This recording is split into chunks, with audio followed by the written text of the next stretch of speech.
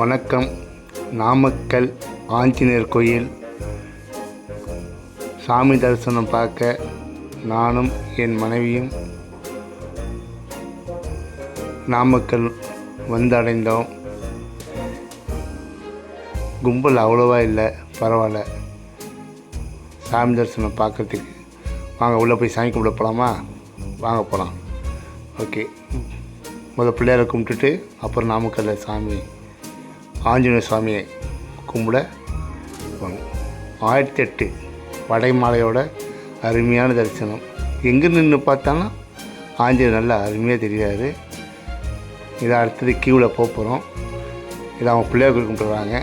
கும்பிட்டு வந்தோடனே கியூவில் போய் ஆஞ்சநேயர் கிட்ட போய் தரிசனம் செய்ய போகிறோம். எங்கே அவங்கள காணோம், இதை வராங்க.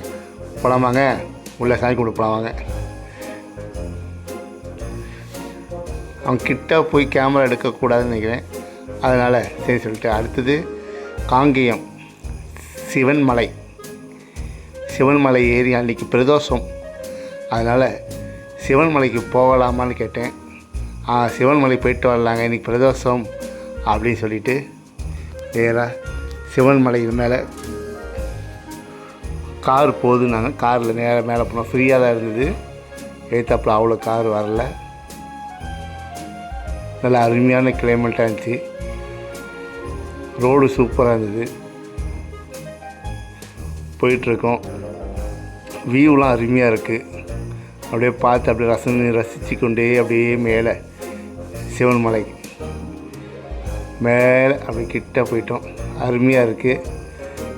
இதை கோயில் வந்துருச்சு. சிவன்மலை காங்கேயம் அருகில். காங்கேயத்துலேருந்து ஒரு 5 கிலோமீட்டரில் சிவன்மலை. சாயந்தரம் ஒரு 5:30 மணி இருக்கும். அதான் சூரியன் மறைய போகிற டைம். நல்லா அருமையாக இருந்தது. சிவன்மலைக்கு இதை வந்துடுச்சு கோயில். அப்படி ஒரு யூட்டன் போட்டோன்னா கோயிலுக்கிட்ட வந்துடும்னு நினைக்கிறேன். போயிட்டே இருக்கிறோம். வியூ நம்ம மாப்பிள்ளை தான் வீடியோ கேமரா எடுத்துகிட்டு வராரு. நல்லா இருக்கு மாமா, அருமையாக இருக்குதுன்னு சொல்லிகிட்டே வராரு. சிவன்மலை வந்துடுச்சு. இன்றைக்கி பிரதோஷம்.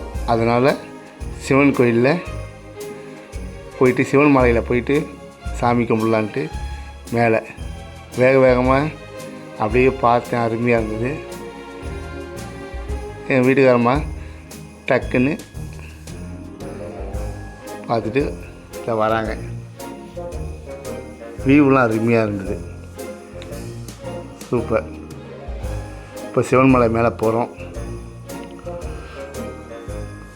சிவன்மலை மேலே போகும்போது தான் தெரியுது இது சிவன்மலை தான் பேர். ஆனால் மேலே இருக்கிறது முருகர். அது அங்கே போன பின்னாடி தான் தெரிஞ்சது. வீட்டுக்காரமா சிவனுக்கு அபிஷேகத்துக்கோசரம் பால் பன்னீர் அது எல்லாம் வாங்கிட்டு மேலே ஏறாங்க. மாப்பிள்ள எப்படி இருக்கு? சூப்பராக இருக்குன்னு சொன்னாப்புல. இப்போ மேலே போகிறோம். ஆனால் முருகன் கோயில் தான். சரி வந்துட்டோம், முருகனை தரிசனம் பண்ணுவோம் சிவன்மலைக்கு மேலே அப்படின்ட்டு இந்த பிள்ளையார சோப்புக்கான போட்டு அப்படியே மேலே ஏறுறோம். முருகர் மெயின். மலைக்கு மேலே மெயினான கோயிலே முருகர் தான் இங்கே இருக்கார் சிவன்மலையில். நான் சிவன்மலைனா சிவன் தான் இருப்பாருன்னு. ஆனால் சிவன்மலையில் முருகர் இருக்கார்.